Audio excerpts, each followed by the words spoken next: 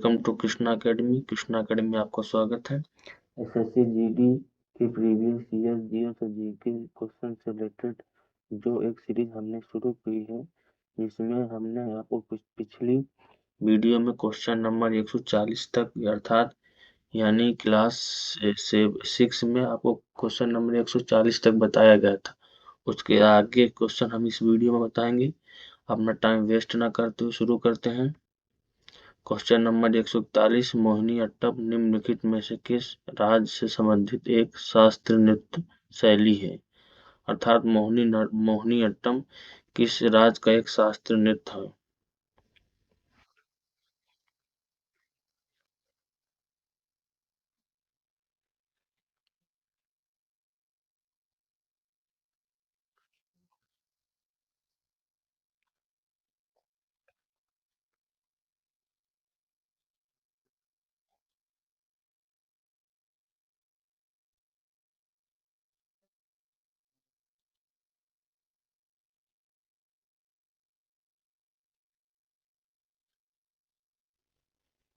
Option है right answer Kerala. Mohiniyattam Kerala का एक शास्त्रीय नृत्य है।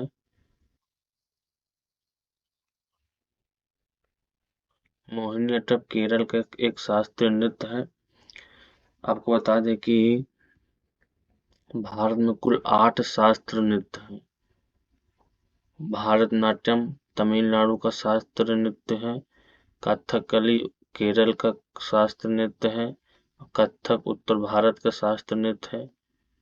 ओडिसी उड़ीसा का शास्त्रीय नृत्य है। मणिपुरी मणिपुर का शास्त्रीय नृत्य। मोहिनीअट्टम केरल का शास्त्रीय नृत्य है।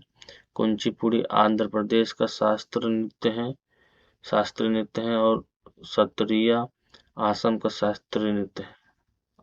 अर्थात केरल में 2 शास्त्रीय नृत्य है, एक मोहिनीअट्टम दूसरा कथकली। क्वेश्चन नंबर 142, भारतीय संविधान में राष्ट्रपति के चुनाव की पद्धति डैश संविधान से ली गई। अर्थात भारतीय संविधान में राष्ट्रपति चुनाव की पद्धति किस देश के संविधान से ली गई है?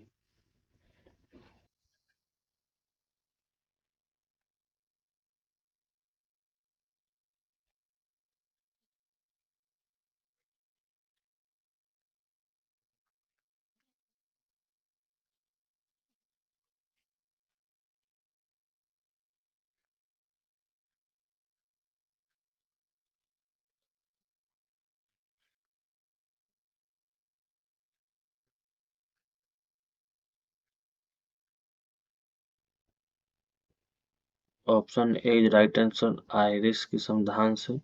अर्थात भारतीय संविधान में राष्ट्रपति का चुनाव आयरिश संविधान से ली गई है, आयरिश देश के संविधान से ली गई है।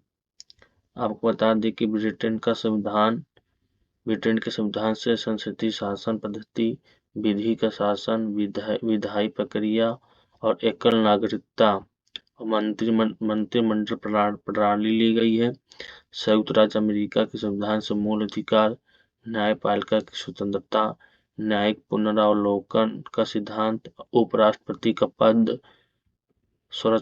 उच्चतम न्यायालय और उच्च न्यायालय के न्यायाधीशों का पद से हटाया जाना और राष्ट्रपति पर महाभियोग अर्थात राष्ट्रपति पर महाभियोग की प्रक्रिया अमेरिकी संविधान से ली गई है। दक्षिणी अफ्रीका के संविधान से भारतीय संविधान में संशोधन की प्रक्रिया और राज्यसभा के सदस्यों का निर्वाचन। अर्थात दक्षिणी अफ्रीका के संविधान से संशोधन की प्रक्रिया और राज्यसभा के सदस्यों का निर्वाचन कैसे हो वो लिया गया। आयरलैंड के संविधान से राज्य के नीति निर्देशक सिद्धांत, राष्ट्रपति का निर्वाचन की पद्धति और राज्यसभा के लिए सदस्यों का नामांकन। क्वेश्चन नंबर 143, भारत में राष्ट्रीय काम के बदले अनाज कार्यक्रम योजना किस वर्ष शुरू की गई?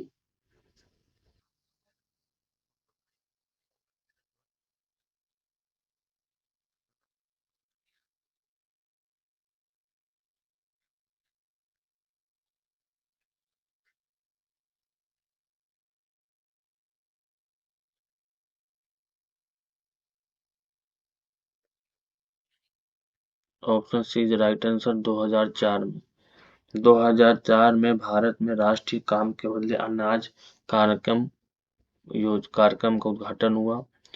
आपको बता दें कि प्रधानमंत्री डॉक्टर मनमोहन सिंह ने 14 नवंबर 2004 को देश के सर्वाधिक पिछड़े 150 जिलों में काम के बदले अनाज कार्यक्रम की शुरुआत आंध्र प्रदेश के रंगारेड्डी जिले के अलूर गांव से की। आपको बता दें कि नमी गंगे योजना 7 जुलाई 2016 को शुरू हुई। प्रधानमंत्री उज्ज्वला योजना 1 मई 2016 को शुरू हुई थी। जनधन योजना 28 अगस्त 2014 को शुरू हुई। अब बेटी बचाओ बेटी पढ़ाओ योजना 22 जनवरी 2015 को शुरू हुई थी। क्वेश्चन नंबर 144, बजट दस्तावेज कुल व्यय को डैश में वर्गीकृत करते हैं।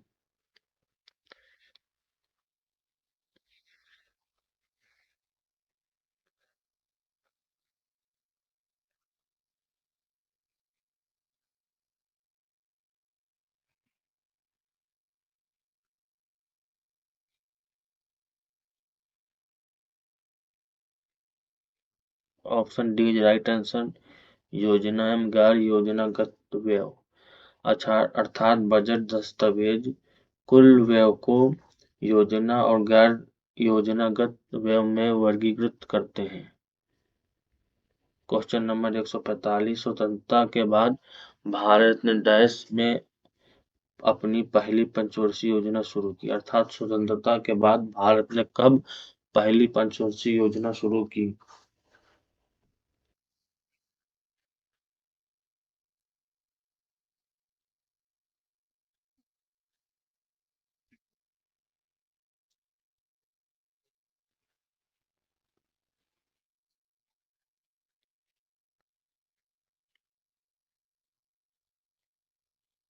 Option B right answer. 1951 में स्वतंत्रता के बाद भारत ने 1951 में अपनी पहली पंचवर्षीय योजना शुरू की।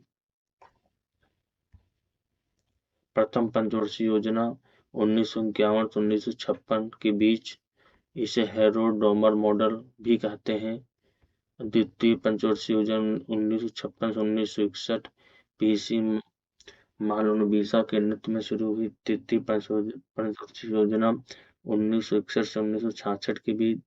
चतुर्थ पंचवर्षीय योजना 1969 से 1974 गॉडगिल फार्मूले पर आधारित।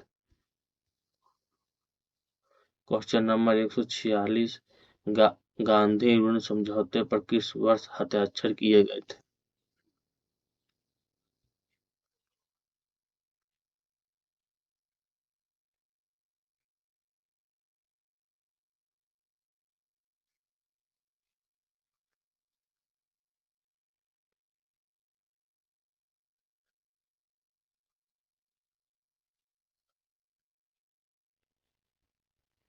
Option A right answer. 1931 में गांधी ऋण समझौता वर्ष 1931 में हुआ था।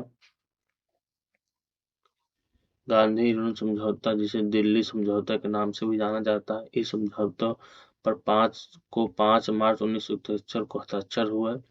यह भारतीय राष्ट्रीय कांग्रेस के नेता महात्मा गांधी और ब्रिटिश सरकार का प्रतिनिधित्व करने वाले भारत के तत्कालीन वायसराय लॉर्ड इरविन के मध्य एक समझौता था। इसे दिल्ली पैक्ट के नाम से भी जाना जाता है।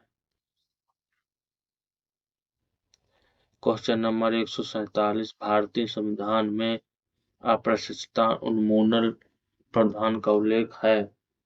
अर्थात भारतीय संविधान में किस अनुच्छेद के तहत अप्रत्यक्षता उन्मूलन प्रावधान का उल्लेख है।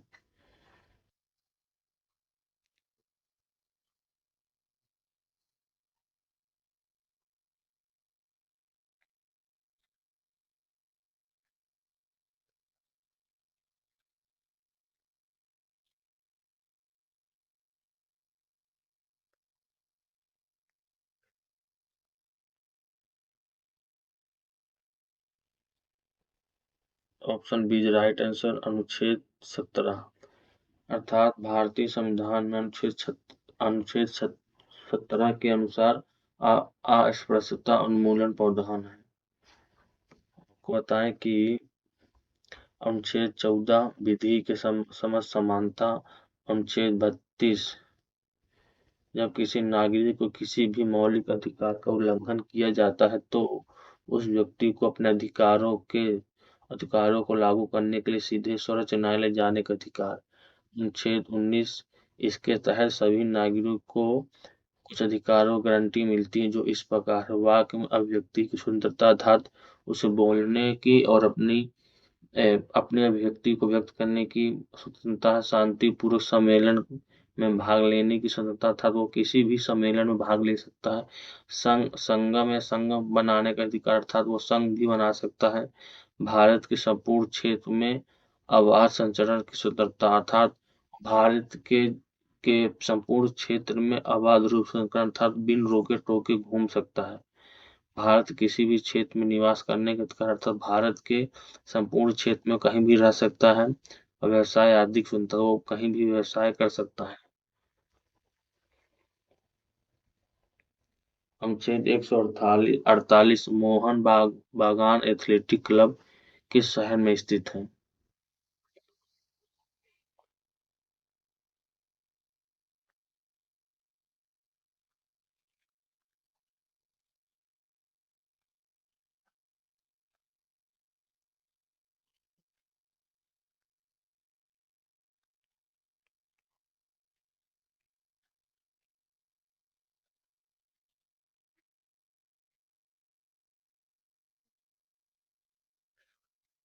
Option B is right answer, Kolkata. Bagan athletic club Kolkata में स्थित है। 15 अगस्त 1889 को स्थापित मोहन बागान एथलेटिक क्लब भारत और एशिया के सबसे पुराने क्लबों में से एक है। यह कोलकाता में स्थित है। इसने 1911 में आईएफ शील्ड जीतने वाली पहली भारतीय टीम बनकर इतिहास रचा। आईएफ का full form Indian football association. Question number 149 निम्नलिखित यूनानी शासकों में किसने मेगास्थनीज को चंद्रगुप्त मौर्य के दरबार में भेजा?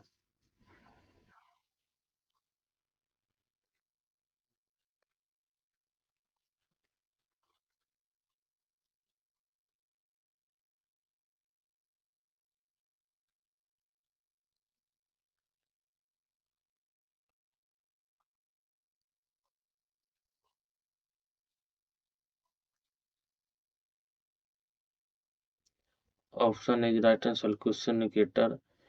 सेल्यूकस निकेटर ने मेगास्थनीज को चंद्रगुप्त मौर्य के दरबार में भेजा। आपको पता है कि सीरिया शासक एंटियोकस ने डायमेक्स नामक अपना एक राजदूत बिंदुसार के दरबार में भेजा। मिस्र के शासक टॉलमी द्वितीय ने फिलडेल्फ्स फिलडेल्फ्स मिस्र के शासक टॉलमी द्वितीय फिलिप्स ने डायोनिसिस नामक एक राजदूत मौर्य दरबार में भेजा। सेल्यूकस ने अपनी पुत्री का विवाह चंद्रगुप्त मौर्य से करके एरिया ने हेरात, अर्कोसिया, कंधार, जेरूसलिया, पे- पेरिपनिसडाई, को काबुल इन चारों प्रांतों को दहेज स्वरूप में चंद्रगुप्त मौर्य को दिया था। क्वेश्चन नंबर 150 भारत के संविधान का कौन सा अनुच्छेद चुनाव के अधीक्षण, निर्देशन और नियंत्रण के बारे में बताता है?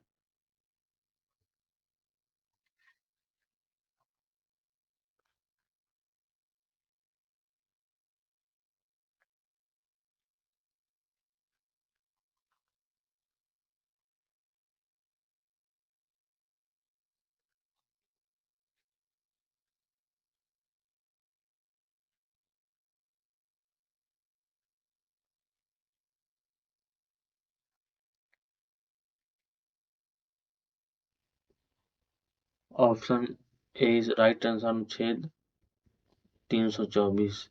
अनुच्छेद 324 भारत के संविधान का अनुच्छेद 324 चुनाव के अधीक्षण, निर्देशन और नियंत्रण के बारे में बताता है। अर्थात अनुच्छेद 324 में चुनाव आयोग का जिक्र किया गया। संविधान के अनुच्छेद 324 में निर्वाचन आयोग, यही चुनाव आयोग को चुनाव संपन्न कराने की जिम्मेदारी दी गई। अनुच्छेद 356 के अनुसार संवैधानिक मशीनरी की विफलता था संवैधानिक संवैधानिक जो प्रक्रिया की विफलता के आधार पर भारत किसी भी राज्य पर राष्ट्रपति शासन लगाया जा सकता है। यह दो कारणों से लगाया जा सकता है। यदि राष्ट्रपति को राज्य के राज्यपाल यदि राज्य के राज्यपाल राष्ट्रपति को कोई रिपोर्ट भेजता है या अन्यथा वह अस्वस्थ या असंतुष्ट है कि राज्य की स्थिति ऐसी है कि राज्य सरकार संविधान के प्रावधानों के अनुसार शासन नहीं चला रही है, तो राष्ट्रपति शासन लग सकता है। अनुच्छेद 365 के तहत यदि कोई राज्य उन मामलों पर संघ द्वारा दिए गए सभी निर्देशों का पालन करने में विफल रहता है जिनके लिए वह सशक्त है, तो राष्ट्रपति शासन लगाया जा सकता है। अर्थात यदि यदि केंद्र से कोई कानून बन गया लेकिन राज्य उसका पालन नहीं कर रहा है तो भी राष्ट्रपति शासन लग सकता है। क्वेश्चन नंबर 151, अंतिम शुंग शासक की हत्या उसके मंत्री वसुदेव ने की, जिसने आगे चलकर किस वंश की स्थापना की। अर्थात अंतिम शुंग शासक की हत्या करके वसुदेव ने किस वंश की स्थापना की।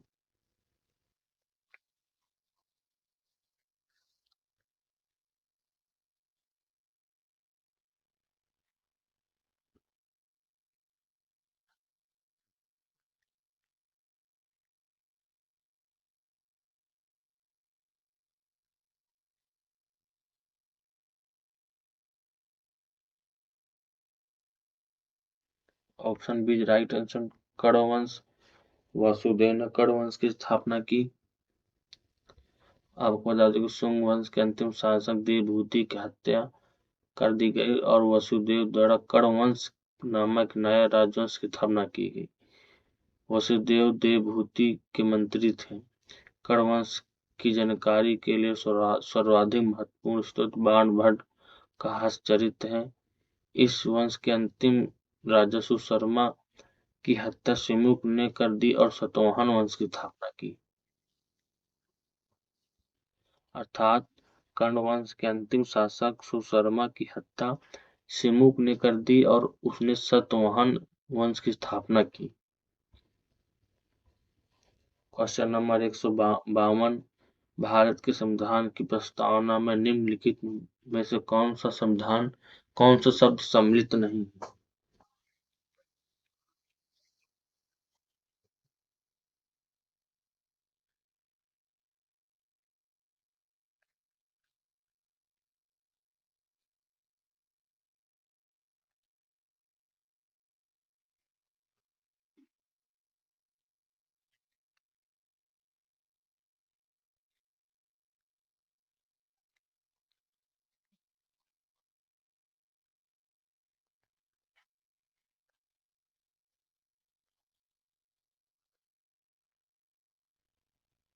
Option D is right answer, पूंजीवाद।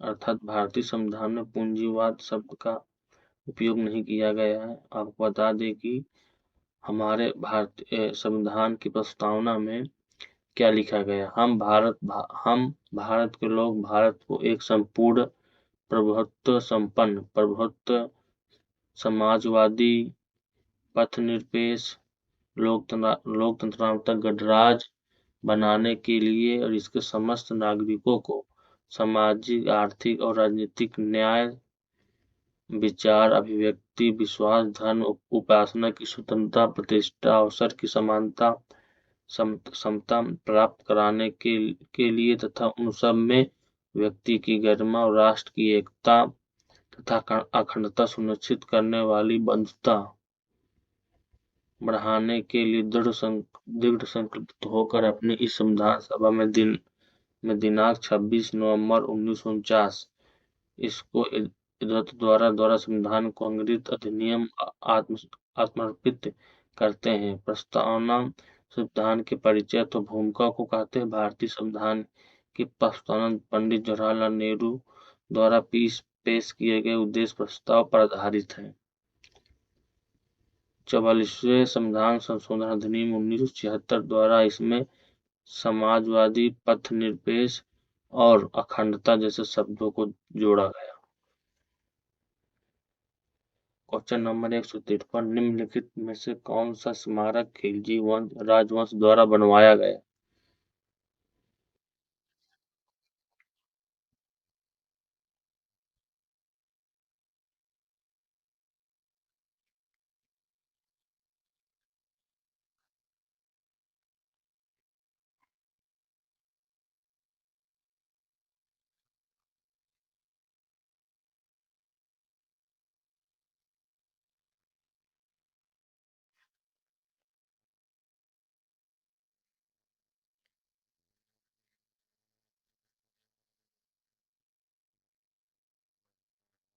Option is right answer, Alai Darwaza. अर्थात खिलजी वंश द्वारा अलाई दरवाजा बनवाया गया। अलाउद्दीन खिलजी ने अलाई दरवाजा, 1000 खंभों का महल और सीरी का किला बनवाया। कुतुब मीनार परिसर में कुव्वात उल इस्लाम मस्जिद के दक्षिणी हिस्से से अलाई दरवाजा मुख्य द्वार है। अलाउद्दीन ने राजतंत्र के दैवी अधिकार सिद्धांत का पालन किया और गुप्तचर व्यवस्था का पुनर्गठन किया। हिंदू समुदाय पर जजिया, चराई कर और गृह कर लगाया। अर्थात अलाउद्दीन खिलजी ने हिंदू समुदाय पर जजिया कर लगाया था। क्वेश्चन नंबर 154, प्रधानमंत्री नरेंद्र मोदी ने भारत में नोटबंदी घोषणा किस वर्ष की थी?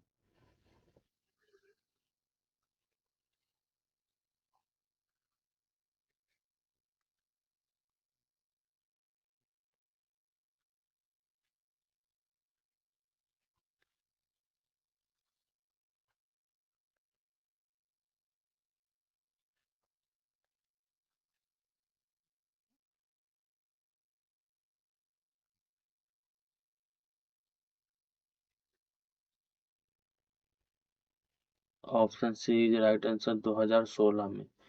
प्रधानमंत्री नरेंद्र मोदी ने 2016 में नोटबंदी की घोषणा की थी। कुछ अन्य योजनाएं जिनका शुभारंभ प्रधानमंत्री नरेंद्र मोदी द्वारा किया गया, जैसे कि प्रधानमंत्री नरेंद्र मोदी ने 8 नवंबर 2016 को देश में नोटबंदी का ऐलान किया, जिसके बाद उसी दिन आधी रात से 500 के और 1000 के नोट चलन भारत में बैन हो गए। ये चलन से बाहर कर दिए गए। सुकन्या समृद्धि योजना जनवरी 2015 को शुरू हुई थी। प्रधानमंत्री सौभाग्य योजना सितंबर 2017 को शुरू हुई थी। प्रधानमंत्री मुद्रा लोन योजना अप्रैल 2015 में शुरू हुई। प्रधानमंत्री आवास योजना जून 2015 में शुरू हुई थी। क्वेश्चन नंबर 155, मांडो त्योहार निम्नलिखित में से किस राज्य से संबंधित है?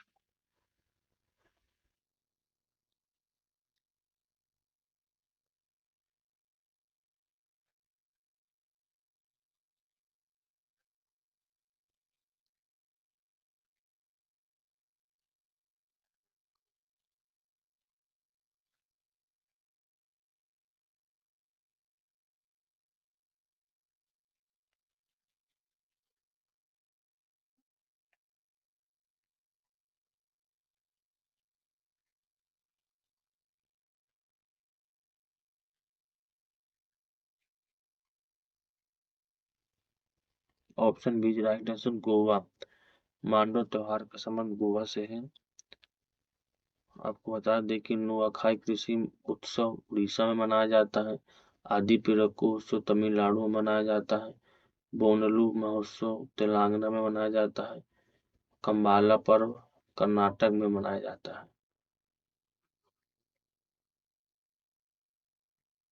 क्वेश्चन नंबर 156, निम्नलिखित में से किस स्वतंत्रता सेनानी पर जनरल डायर की हत्या का आरोप लगाया गया था? अर्थात जनरल डायर की हत्या किसने की?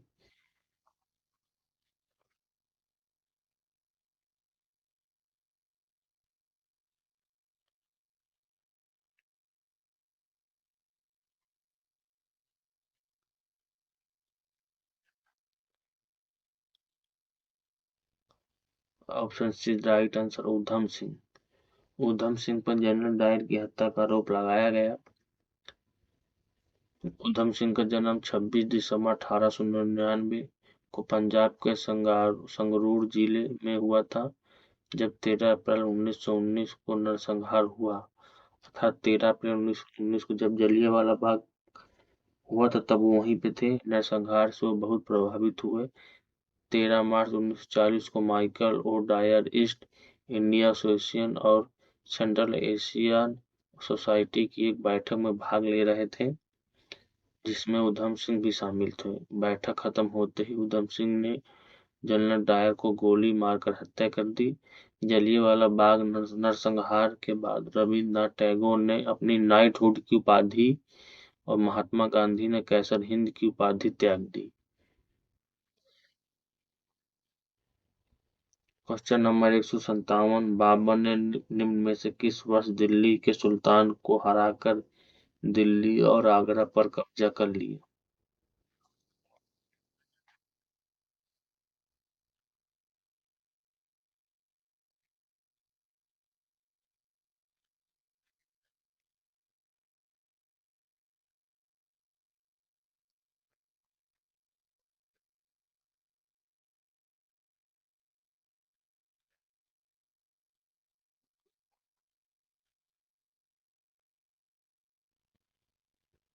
ऑप्शन सी राइट आंसर 1526 में।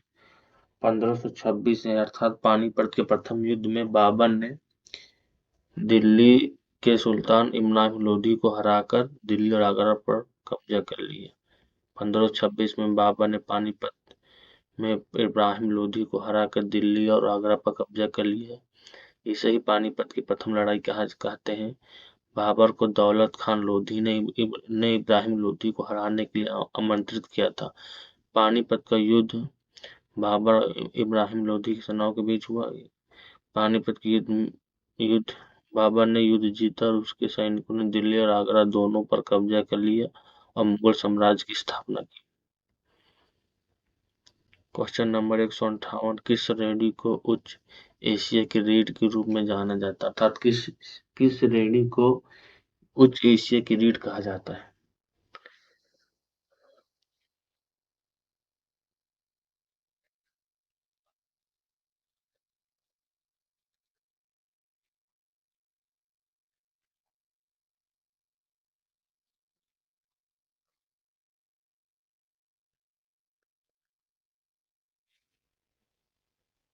Option C right answer Karakoram श्रेणी।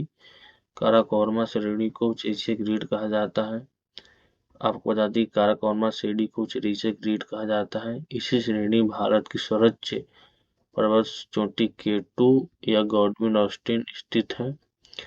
गॉडविन ऑस्टिन पर्वत को गौरीनंदा पर्वत के नाम से भी जाना जाता है। भारतीय भूभाग में काराकोरम श्रेणी पाक अधिकृत कश्मीर में स्थित है। सियाचिन, बियाफो, बोल्तोरो, हिस्पर ये चारों काराकोरम श्रेणी के सबसे बड़े ग्लेशियर हैं। विश्व की सर्वाधिक तीव्र ढाल वाली चोटी राखापोशी जो लद्दाख श्रेणी में स्थित है।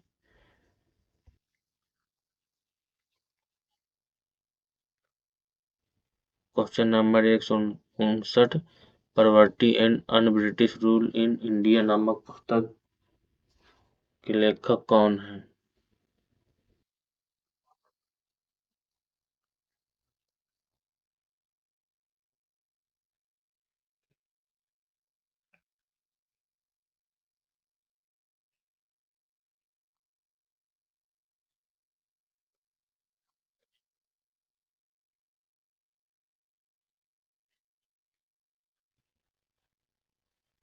ऑप्शन सी राइट है दादा भाई नौरोजी। दादा भाई नौरोजी ने poverty and un British rule in India नामक पुस्तक लिखी। कुछ अन्य पुस्तक जैसे discovery of India Pandit Jawaharlal Nehru ने लिखी। My experiment with truth Mahatma Gandhi ने लिखी। A suitable boy Vikram Seth ने लिखी। अनहैप्पी इंडिया लाला लाजपत राय ने लिखी। The post office Rabindranath Tagore द्वारा रचित पुस्तक है। क्वेश्चन नंबर 160 मौर्य साम्राज्य में तीर्थ यात्रियों पर लगाए जाने वाले कर का नाम क्या था?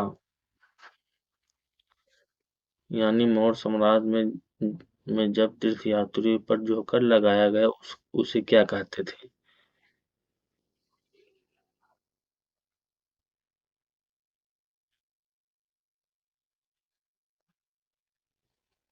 ऑप्शन बी राइट आंसर, यात्रा वेतन। मौर्य साम्राज्य में तीर्थयात्रियों पर लगाए जाने कर को यात्रा वेतन कहा जाता था। आपको बता दें कि कौटिल्य के अर्थशास्त्र और मेगस निजकिंडिका और अशोक द्वारा जारी किए गए शिलालेख जैसे कि साहित्यिक स्रोत इस काल के इतिहास पर स्पष्ट प्रकाश डालते हैं। अन्य साहित्यिक स्रोत भी इस मौर्य साम्राज्य के विभिन्न पहलुओं को दर्शाते हैं। बाणभट्ट की कंदावली, बौद्ध ग्रंथों की त्रिमूर्ति, महावंश, मिलिंद महाभाष्य हमें चंद्रगुप्त के जीवन के बारे में बताती है। बौद्ध दीपवंश, अशोक वंदन, दिव्यवंदन, महावंश अशोक का विवरण देते हैं। हेमचंद का परिशिष्ट पर्व चंद्रगुप्त का जैन धर्म के संबंध में स्थापित करता है। विशाखा दत्त की मुद्रा 5वीं शताब्दी से एक ऐतिहासिक नाटक है जो चंद्रगुप्त के दुश्मनों के खिलाफ चाणक्य की चतुर साजिशों का वर्णन करती है। क्वेश्चन नंबर 161 मेघालय की किन पहाड़ियों में सर्वाधिक वर्षा होती है? Option B is right answer, Khasi पहाड़ी। क्योंकि यहाँ हम ऑप्शन देख के ही बता सकते हैं क्योंकि अरावली पहाड़ी राजस्थान में है, नीलगिरी पहाड़ी कर्नाटक की तरफ और शिवालिक पहाड़ी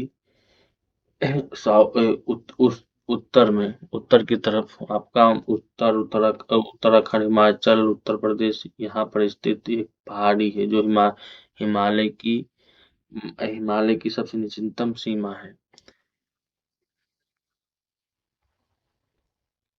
पटकी पहाड़ी नागालैंड में स्थित है। खासी पहाड़ी मेघालय में स्थित है। नागा पहाड़ी नागालैंड में स्थित है। मिजो पहाड़ी मिजोरम और मणिपुर में स्थित है। डाफला पहाड़ी अरुणाचल प्रदेश में स्थित है। जयंतिया पहाड़ी मेघालय में स्थित है। संदफका पहाड़ी पश्चिम Bengal.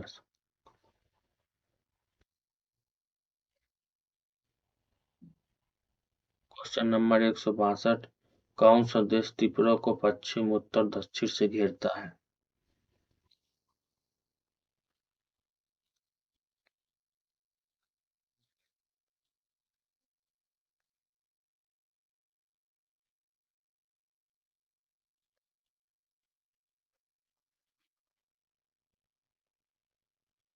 Option D is right answer, Bangladesh.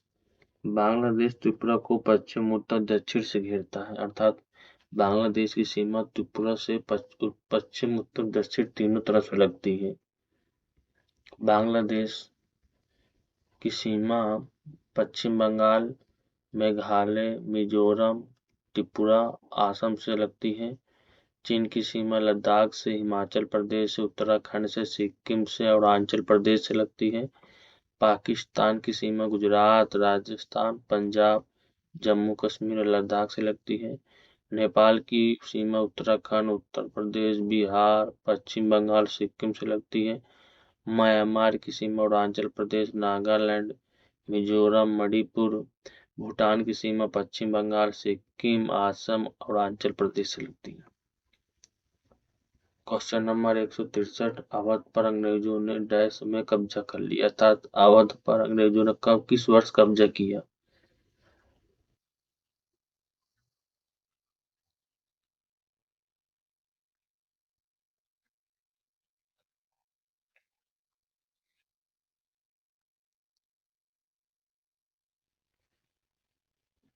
Option is right है 1856 में। अवध पर अंग्रेजों ने 1856 में कब्जा कर लिया। आपको बता दें कि अवध की स्थापना 1722 में हुई। अवध के संस्थापक शहादत अली खान प्रथम थे। फैजाबाद अवध की राजधानी थी। वर्तमान में अवध उत्तर प्रदेश का एक भाग है जो प्राचीन काल में कौशल के नाम से जाना जाता था।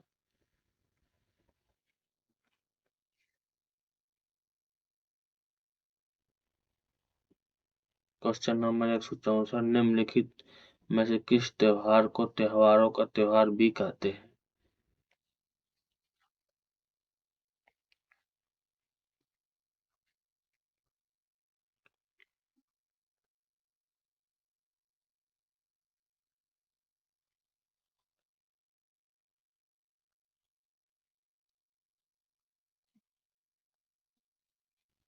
Option B right answer, Hornbill festival या हार्नबिल महोत्सव। हार्नबिल महोत्सव को हॉर्नबिल महोत्सव को त्योहारों को त्योहार कहते हैं। फागुन महोत्सव गोपालगंज बिहार में मनाया जाता है। गज उत्सव काजीरंगा राष्ट्रीय उद्यान असम में मनाया गया है। राजा कृषि महोत्सव उड़ीसा में मनाया जाता है। मतुआ धर्म महामेला पश्चिम बंगाल में। सियांग ऊनी फेस्टिवल अरुणाचल प्रदेश में मनाया जाता है।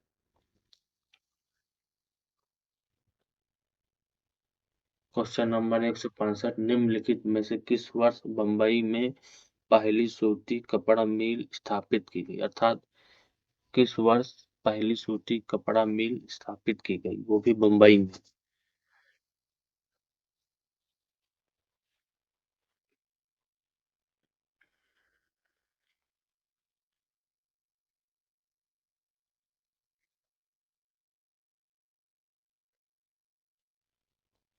Option D is right answer, 1854 को।